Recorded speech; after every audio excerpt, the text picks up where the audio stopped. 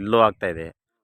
Drips ಇದೆಯಲ್ಲ ಇದು, ಇದೇನಾಗತ್ತಂದರೆ ಪೂರ್ತಿ ಎಲೆನೇ ತಿಂದಾಕ್ಬಿಡುತ್ತೆ ಅದು. ಪೋಷಕಾಂಶ ಕೊರತೆ ಬರುತ್ತೆ, ಗಿಡ ಡೆವಲಪ್ಮೆಂಟ್ ಆಗಲ್ಲ. ಡ್ರಿಪ್ಸ್ ಮೂಲಕ ಶಿಲೇಂಧ್ರ ಮೂಲಕ ಈ ರೋಗ ಬಂದ್ಬಿಡುತ್ತೆ ಸರ್. ಕೆಳಗಡೆ ಬೇರು ಕೊಳಿತಾ ಇರುತ್ತೆ.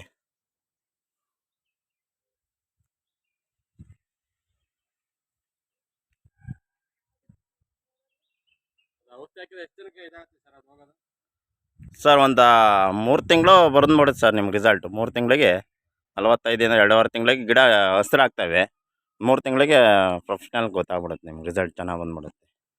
ಸ್ಟಾಫ್ ಆಗುತ್ತೆ ಎಲ್ಲ. ಮತ್ತು ಇದು ಸುಳಿ ರೋಗ ಇದೆಯಲ್ಲ, ಅದೆಲ್ಲ ಎಲೆ ಗ್ರೋತಿಂಗ್ ಆಗುತ್ತೆ. ಈ ಥರ ಬಂದ್ಬಿಡುತ್ತೆ.